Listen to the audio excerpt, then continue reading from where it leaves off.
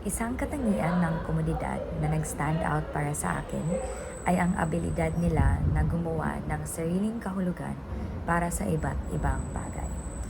Ang paraan kung paano tayo ipinalaki at lumaki sa ating mga komunidad ang bumubuo sa ating mga values at paano natin ito ipinapahayag at kino-communicate sa mundo.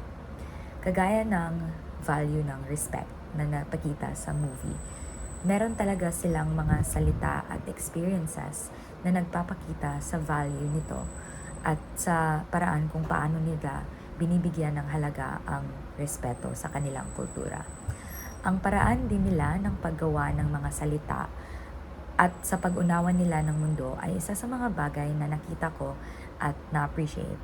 Dahil ang katangian ng wika na na-realize ko na mahalaga talaga ay ang context or konteksto.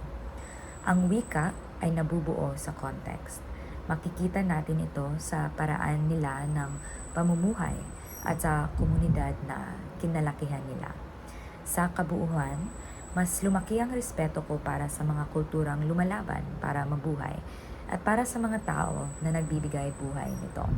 Kaya importante ang mga produksyon gaya nito para mas mapag-aralan ng kagaya ko ang iba't ibang kultura at mas maunawaan nating lahat na ang wika ay dynamic kagaya ng tinuturo sa ating mga klase, na ang wika ay nabubuo dahil sa mga tao na gumagamit nito at nakita ko talaga ito sa napanood ko at dahil dito mas may appreciation ako para sa iba't ibang aspeto ng wika.